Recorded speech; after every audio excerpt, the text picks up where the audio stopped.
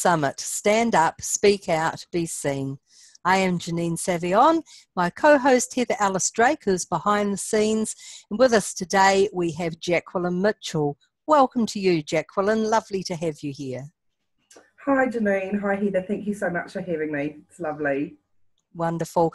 I'll just read out Jacqueline's bio.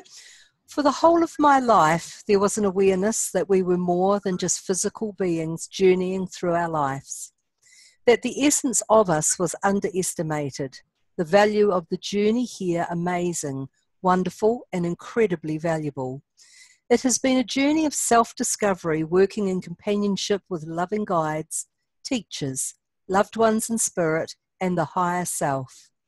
I work full-time as a teacher, medium, counsellor. I believe that we are all unique, amazing, and we use a small percentage of our gifts.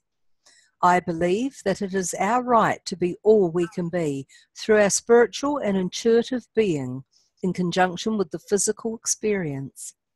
And when Spirit asked me to do this work, I agreed for the simple reason that you forgot who you are, how amazing you are, and how much you are truly helped from the other side. Helping people to know how loved they are, how supported they are on their journey, and helping them to understand themselves and love themselves is a part of my journey. I have the ability to see auras around people, showing ailments and causes of ailments, old hurts and connections to lives lived before. I can see the child within and the inner light of you, and can show you how beautiful you are with understanding and compassion. I work in conjunction with Spirit and loved ones in Spirit to pass on reconnection messages, but also guidance within their loving light, which touches our world beyond our comprehension, as they are ever only a thought away. A very beautiful bio, Jacqueline. I can feel the love, of the energy of love right through every word. When I was reading it earlier, I just thought, wow, you speak my language. Oh, thank you. Thank you. Thank you. So let's start today, Jacqueline, with what is the evolution of Spirit's help and involvement for us here? Well, I get asked this an awful lot. When I was 4 years old, I worked with Spirit because I felt very, very lonely down here. And it's been an interesting process to go through. We've gone through all the physical manifestations, the proof that there's life after life. We've gone through, and I asked them why they stopped producing ectoplasm and moving tables and things like that. But they're evolving with us at exactly the same time. And so they reached points and thresholds where they really start to change how they operate. And there's still tremendous value, and I've noticed it particularly over the last 20 years, tremendous value in reconnecting people with their loved ones at a healing level. But very much so, they're very interested in what we're doing, how we're living our lives, and it's like having a huge support team on the other side, helping us and empowering us. So as we're evolving and we're getting more light in our light bodies, they're bringing in more awareness how we can shortcut to actually head towards where we need to be. And that's quite different from years ago when you would be sitting, bringing someone through who was Auntie Maud, who just wanted to say hi, and she had lavender clothes. And do you know what I mean? It's really changed. And the evolution, it has to change because we're evolving and our awarenesses are becoming so much more defined. So Spirit's awarenesses are working right alongside with us. But I don't think, I had a question the other day, a lady said to me, well, why are they so focused on me? And I said, well, why wouldn't they be so focused on you? I mean, they've done their hard yards, they've left the earth plane, and now they're really, really wanting to actually connect with you so that you can live, breathe and be your beautiful life. I love that. I think that's so much more rewarding than where did I lose my pearls and can you find my ring? So, it's about, they are saying it's equally important for us to be happy. And that evolution is becoming more and more apparent in the current energy, and particularly as they're wanting to work with us over the next 6 to 7 years. So the evolution of spirit has changed a lot. They work with us a lot more mentally, because we're a lot more mentally present than what we ever were before. So there's quite a lot of evolution, and I think we need to evolve with it. Quite often I'm challenged by them to read differently, to communicate differently, to bring in different identities. So you might work with cosmic beings.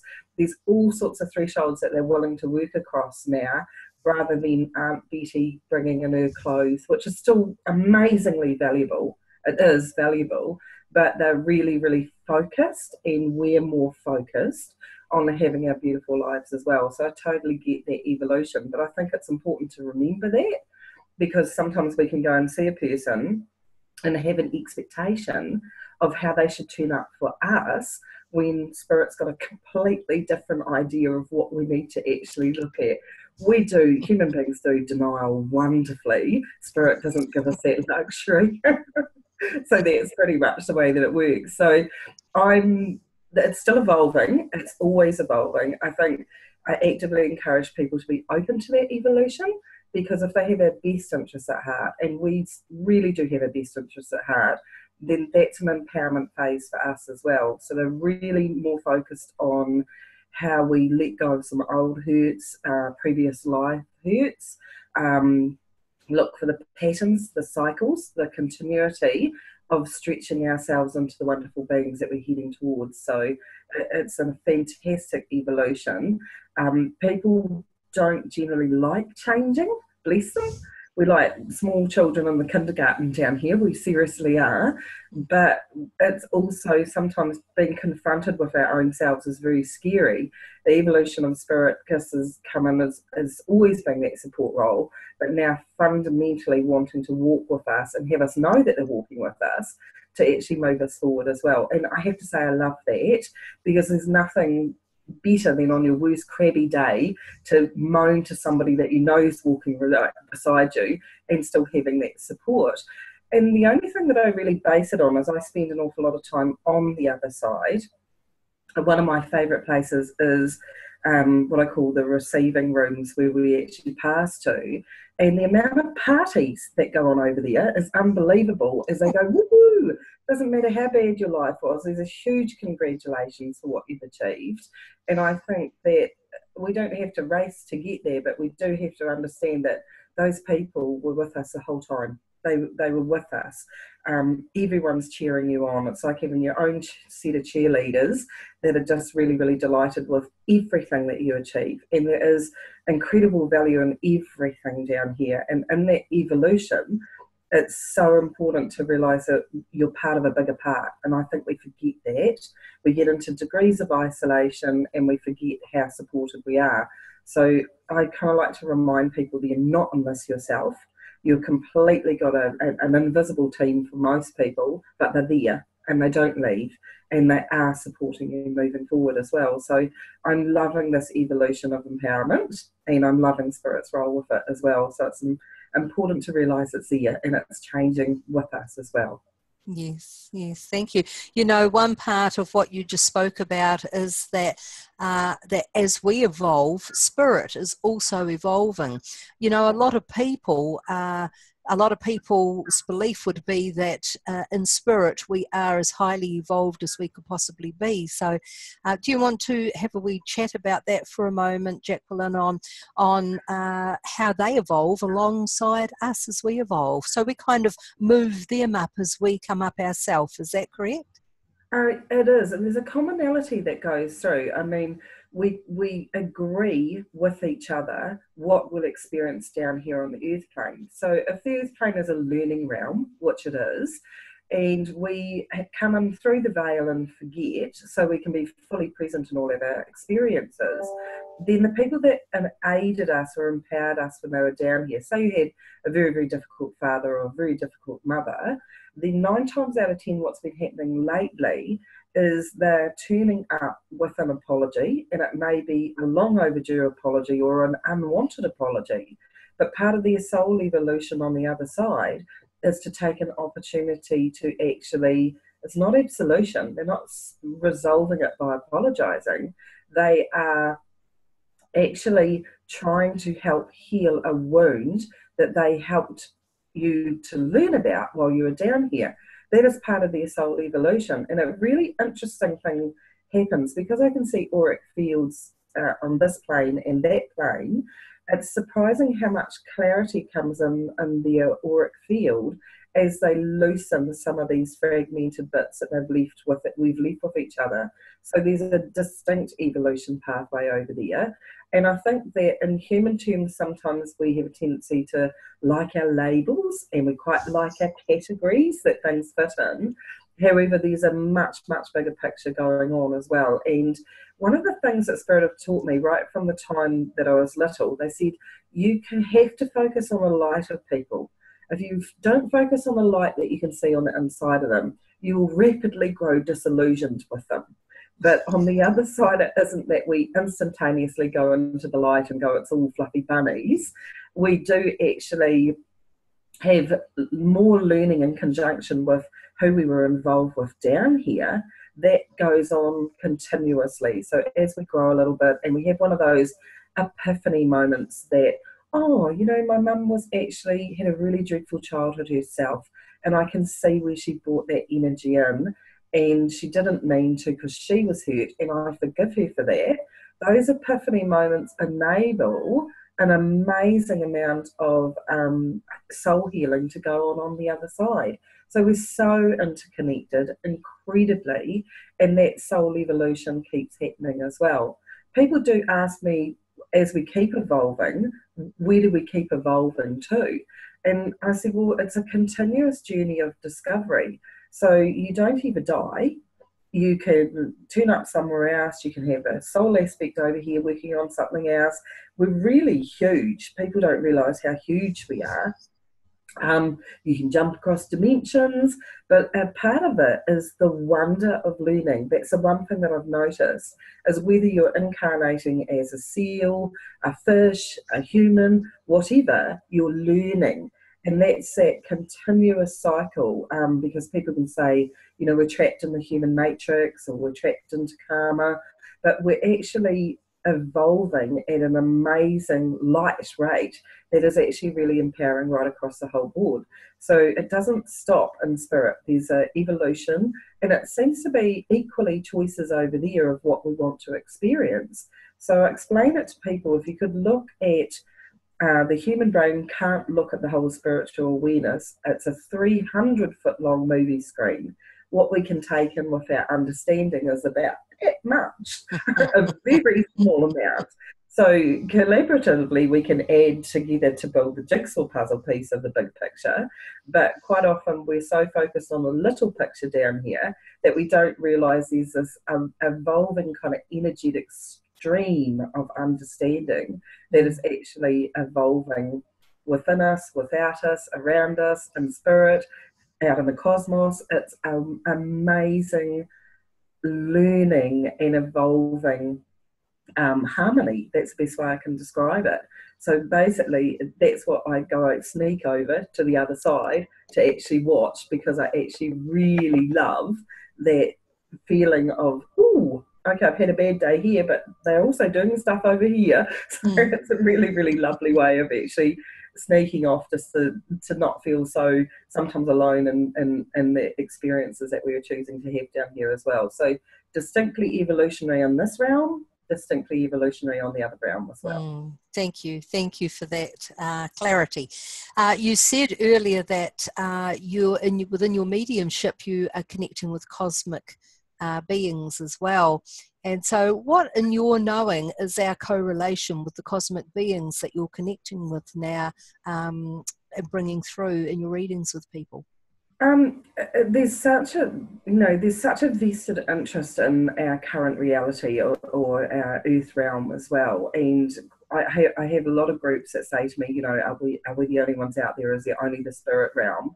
And I laughed the other night because a very low vibrational hum woke me up, and I grizzled at Spirit and said I didn't like how deep it was. Could they remove it? And they simply said, well, it's not us. And I'm like, oh, okay, I better go and have a look and see who it is. Because, you know, we're very silly if we think that we're isolated here and you know, just in our little world. There certainly seems there's a vested interest, I'll call it a vested interest, in how the planet works and how the human dynamic works. From what I remember, and this is a remembrance from when I was a child, there seemed to be a decree that it would be better for the planet to incarnate down here in human form, animal form, for the experience, which means that we've actually got a lot of other beings down here from other places that are actually incarnated within the human form. So that's part of when we talk about the experience and having an experience and an evolutionary experience, then we have a lot of other beings down here just for the simple experience of what it gains for them as well. And I think I always think it sounds so Star Warsy, but you know, you've got a galactic federation that has a vested interest as well. And I always screw my nose up at that term, but I think sometimes it's the best way of actually describing it as well, because there is multiple vested interests in the actual planet as well, and they're wanting to work with us in different dynamics, but they're actually wanting to also have those experiences as well. So it's a multi-blended collaborative energy that's actually working right across the whole board, right across the whole universes, I should say. And that seems to be a lot of the times, you know, you can have an Arcturian or a Syrian influences depending on what they're actually wanting to bring to the table. So it's a lovely collaborative energy of what they're actually bringing in. And I kind of want to say it's still at that experience level as well, because within the realms of free will, we can decide whether we want to work with them, we can channel with them. I don't think the general air seems to be kind of not to do any harm, because that was sorted out with Lemuria, basically. So all of that was actually readjusted at that period of time as well to not cause imbalances. And to be perfectly honest, I think in the human state we cause enough imbalances ourselves. So we've just got this, you know, there's an amazing collective influence that's actually interested very much as well. I have to say, in my own experience, I'm not too keen on some of them. It just depends on what your vibrational frequency is and what you're actually here to actually do as well, and experience as well. So I can see the value in all of it. And I think that sometimes we can take our human prejudices and kind of slap them on the other side as well. So it's a little bit of retaining that understanding and compassion as we're working right across the whole spectrum of experiences as well, because every time I ask about it, that's what they bring it down to, the experiences and the learning and the integration right across the whole dynamic. Thank you. So now on to a personal area. So where to from here, and what are your personal ownership plans, Jacqueline? Basically for me, I've been doing this work, I've been like this my whole life, but incredibly lacked courage because of the evolutionary state of the planet to actually step into ownership of what you can present to people. For me personally, I work with people individually, but I really do like working with groups as well. I believe that everyone has the ability. We all have a sixth sense. We have an intuitive ability, and it's very much like a muscle. That's the way that I teach it as well. So for me, if we can empower the planet to get up to a level of compassionate awareness, then my job's done. It's fantastic. So it's about actually still actively working in groups with people to actually empower them to recognise that, you know, they're not kind of being dragged around the planet by some unseen force. They do actually have a say in what they're actually doing, how they take ownership of it, and how they can recognise that some of their learning is actually in their best interests as well, so that we can have more of these wonderful beings staying on the planet, not getting intimidated by the planet, and actually being fully present in the human experience. So my personal project, if you like, is around helping people to actually have that recognition. So I think there's a amazingly beautiful collective collaboration energy coming in, where everyone's kind of grouping together and raising those awarenesses, which makes such a big difference. And I know that that's basically, just heading towards everyone's, and they seem to be the other way, everyone's heading towards finding their tribe or finding their tribes, and then the tribes kind of join together in these beautiful collaborative energy, just make the bigger picture smoother. That's what they've said, the bigger picture smoother. And I love that. So so basically, hopefully that's where we're actually heading to as well. I think in the evolution of the way that we do things as well, there's an honouring that everybody does things differently, and that's absolutely fabulous because it adds to that 300-foot long picture as well. And I think sometimes we're in that collaborative energy, we don't really honour people enough as well. So there's a definite, from my point of view, taking more ownership in ourselves, more responsibility, but also using that connectivity to also inspire other people. And I think that's where the big push right is at the moment. Yeah. Yes, I agree. So what are the change of the soul roles under the planetary philosophy changes? Well, we've just come out with, there's been, Upstairs is very concerned at the moment. I call them Upstairs, but they're very concerned at the moment because we've had a fundamental philosophy change on the planet from the suffer to learn philosophy. So we've been sitting under probably about 4,000 years worth of learning where we learn the hard way. So most of us have got pretty sick of smacking our head against that wall. We really have. So they've integrated this wonderful energy, the create to be energy, which I absolutely love, which means that we can start being the really creative beings that we actually are.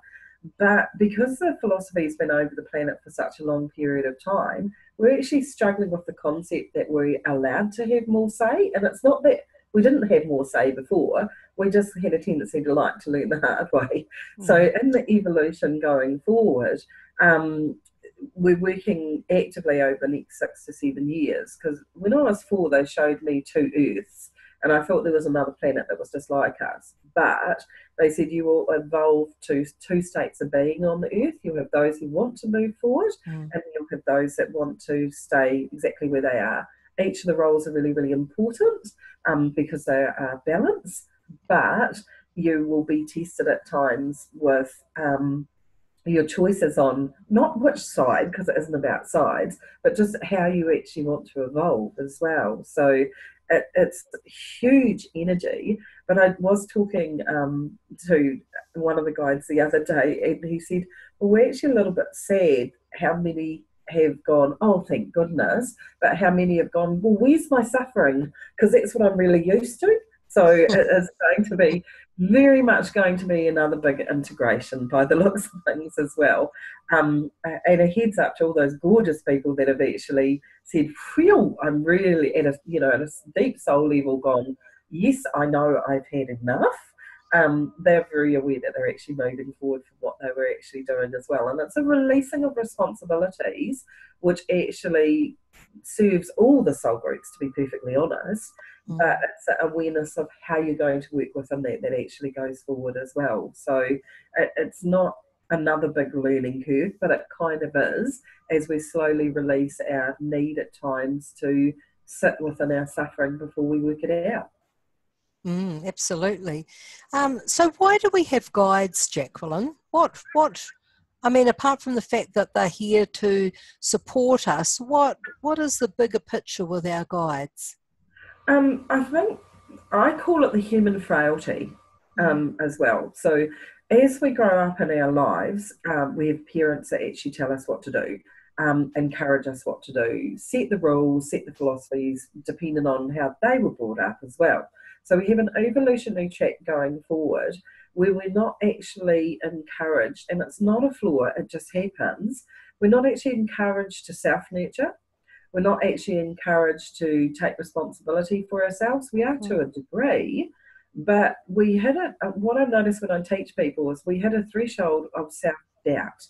Within that self-doubt, we don't really give ourselves permission to say, yep, I'm going to do this and I'm going to be fine with it. So quite often the groups, the first thing they ask me is, can I get in contact with my guides?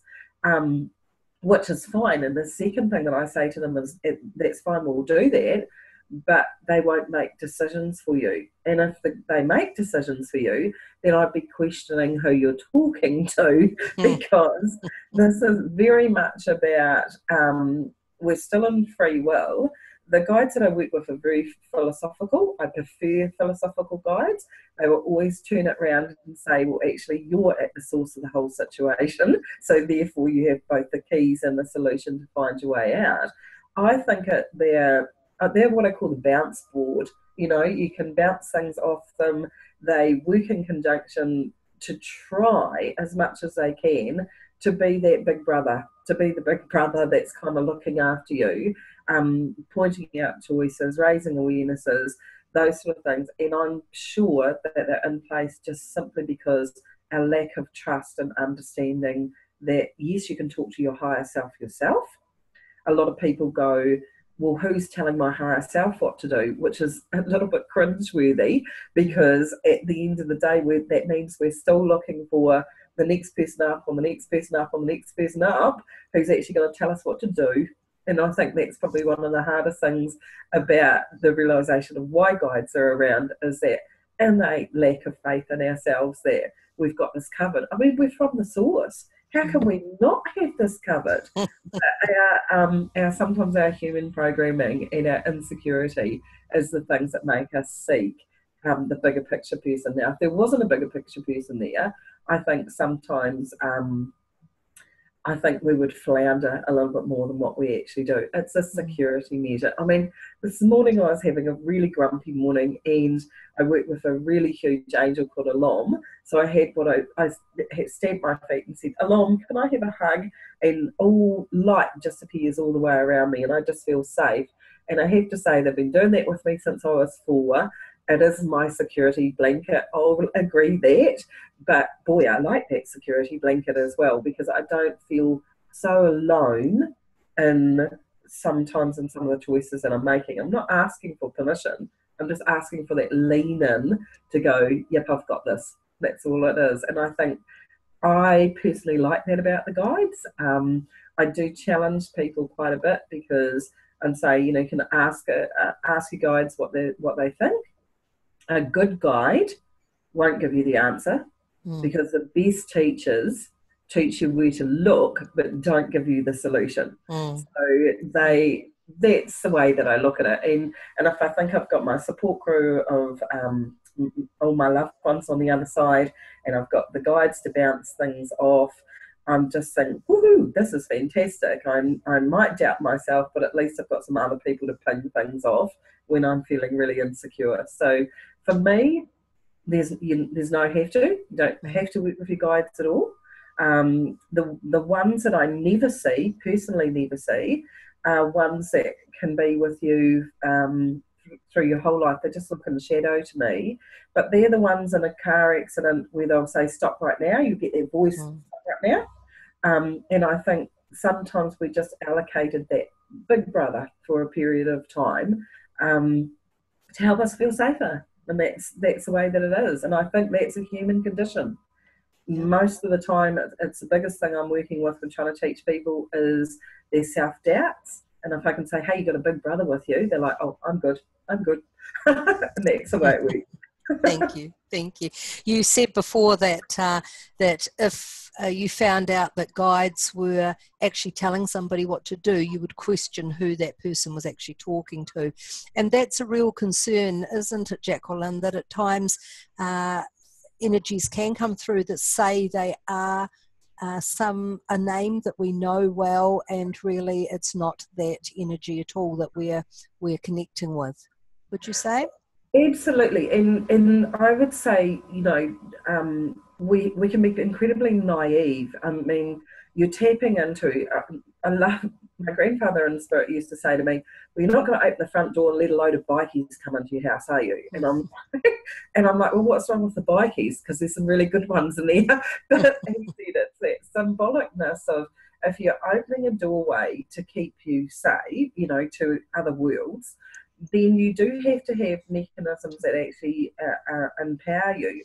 If you've got any suspicion, because you've got your own innate defense mechanism, that your guide is saying you need to go and jump off this cliff, or you need to go and do this, then that should be raising suspicion, because you have displaced responsibility for your own soul self and given it to someone else.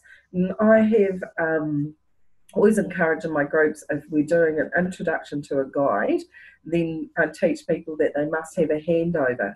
That guide must introduce a new one, so you trust where they're actually coming from. I had a circumstance of my son when he was 12. He went to school, and in the playground, a man in spirit came up to him. Very unusual looking man, very unusual teeth. And when he came home, I said to him, "Who was around you on the playground? Because I sense that you had someone around you on the playground in spirit." He said, "Oh, he's a man with really funny teeth." He said his name was his brother's name. So I said, "How did you feel about someone stepping up with ownership of your brother's name?" And he said, "Oh, I just thought that might be his name." And I said, "No, that's your first hint that there's something wrong. So if you've got an entity or a person coming in that's actually giving you a reference to something that you find familiar, then I would be questioning that just about straight away. That sounds really bad, but there are some manipulative forces as well." And I remember saying to my son, "You go back to him tomorrow and just tell him that your mum would quite like to have a word with him." And he said, "Oh, he disappeared just like that." And I said, "Yeah, I thought he might." Because it's about having an understanding that usually, it sounds terrible, but an untrustworthiness will come in under a cloak. And it'll come under a cloak of something that you either may find familiar, or a part of you that needs nurturing will accept that. I'm not talking at a loved one level. We all know how our loved ones are. But if you're coming across something that just doesn't quite ring true, you do actually have an innate ability to actually work it out. So Great. you do that. So I think that part of it is just in the same way that you don't open your front door to everybody to come stampeding into your house, you don't open the front door to spirit to let everyone stampede in either. No, It's just no. self looking after self. Good way of putting it. Yes, absolutely.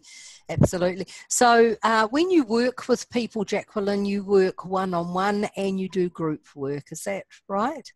Yes, I do. I found that years ago, I worked in expos as well, but because I see auric colours as well around people, auric fields, while I loved the expos and loved giving quick messages as well, part of me felt really exposed by seeing that person's go into hurt or grief, and their colours reflected that, but you only had such a short amount of time to look after them.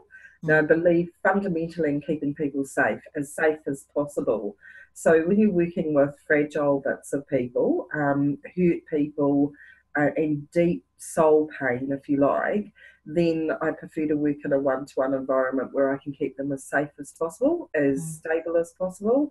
And I usually don't let people go until their colours are restabilised again as well, because it's just the process. We need to look after each other. And I think that when I work with groups and on straight teacher level, giving tips and techniques of how to shortcut to get to things, the way that upstairs has taught me, but also, in one-to-ones, for me, it's fundamentally about keeping people safe as well. It's been incredibly challenging for me over the years with seeing auric fields, because people flash red when they lie, and I've had to learn to honour that they need to do that.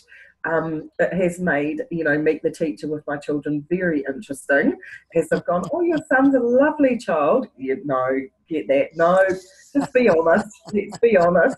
Because that I've had to learn in my own self that we really need to honour each other's journeys. For whatever reason, how people need to turn up, they need to turn up that way. But I do like to keep an environment where I can actually just make sure that people are cushioned in love while they're feeling 100% vulnerable as well. So, Yes. and I think also as well, and you probably find this yourself, we need just as much variety, and we need to keep ourselves kind of fresh over what we're experiencing as well, because we don't want to go through any structures where we're not evolving ourselves as well. It's so crucial that we evolve with the people that we're working with. And I always say to people, look, I'm actually not really your teacher. I'm actually the student at exactly the same time. I've just been on the planet a bit longer, and I've just kind of know the tricks a little bit more. That's all. But I'll learn equally as much from the people that I work with as they learn from me. It's working together. It's bringing what Spirit says. It's bringing the big brother forward. Then one step, a little tiny step forward to say, I'm not just over here, but I can come through this person to actually say, yep, I'm right here as well. So there's a little dual reminder that you're not in that by yourself. So yes, yes. And with your group work, of course, it would be more teaching others about their own psychic abilities and their own mediumship, perhaps? It is without, I try and teach in terms of, because everyone's unique, everyone has their own strengths, and it's really important for people to understand that there's no set way of picking up information. There's no right and there's no wrong. When I teach people how to see auric fields, they always do this one thing. They say, have I got that right? And I go, well, did it feel right? And they go, well, I think so. That's what I mean about that whole self-doubt. So basically you're in the role of encouraging people to say, this tip might work for you, give it a go and see how you feel about it. But don't, self-flagellate yourself that you got it wrong, because at the end of the day, this is about, opening your own doorway to decide, where your focus and attention wants to flow. Because what some person goes, oh, that isn't a gift, maybe the biggest gift, that they've got. So it's about self-awareness, self-encouragement, and helping them to learn to nurture themselves past distrust and self-doubt. Absolutely. Gosh, yes. That's a biggie, isn't it? Self-doubt. So, Yep. Jacqueline, do you do groups and one-on-ones via the internet as well as in person? We're just looking at setting up doing podcasts as well, just to basically to your flow. We have to, honestly, my 18-year-old son is a whiz on this, but it's about going with the flow of what suits people to fit into their lives as well, but also to do with outreach as well. And it's again being in that support role. We know blog, it'll go out and it's available to be passed on, Hanami, and everyone can just take, if there's any wisdom that resonates, great, that's fantastic. It's about just subtly raising awareness. I know when I was 18 years old, I tossed my toys with Spirit and said, well, how do we help the planet? And the very first thing they come back and said, why don't you start in your own backyard? So, we start in our own backyard and we start with ourselves, and then we just gently create beautiful waves that just keep going out as well. So hopefully we're heading into just wanting to do some more podcasts, do some online teaching. I had done that a couple of years ago, and it would be nice to go back to actually being in that supportive environment, just to help people to be safe enough basically to ask what I call the curly questions. That's a good thing to do. The curly questions are the most interesting. It's just that our viewers from all around the world will be watching this interview, so it's important to let them know that if they want to make contact with you, they can have a session with you over the internet or join a group in time over the internet with you. Absolutely. I read all over the world at the moment, which is really lovely. Isn't the internet, bless it, it's just wonderful. It's also helped so many people to reconnect with, people and beings that they haven't come across for years and years and years, and we're refinding our tribes all over the world. Because for me, the earth has got multiple grids all the way around it. And for years when I was little, I used to kind of pop out and have a look at that grid, and they're all in different colours, and all those different coloured dots are purposes that people have come down to actually do. So over the years, it's been wonderful, because the internet has suddenly made us go, even though we were thrown all over the world, to kind of come back and actually find and collaborate and reconnect. And it's certainly I absolutely believe it's a wonderful way of just being able to connect with people. So it's been lovely to sort of use that as a tool, and I think it's a great tool, and definitely everyone should use it as well. You can work in your own backyard, but really the planet is our own backyard as well. So Absolutely. And you know, we just sit here at this window and we're in somebody's lounge over on the other side of the world. So it is indeed a very, very wonderful tool. So Jacqueline, on behalf of Heather behind the scenes and myself, we would like to thank you so much for coming on the summit and sharing a small piece about who and what you are and the gifts you're bringing to this life. And all your contact details will be shown below this interview when it comes up into the launch of the summit. And we thank you very much. thank you so much for having me. It's been a privilege. Thank you. Thank you, Heather, as well.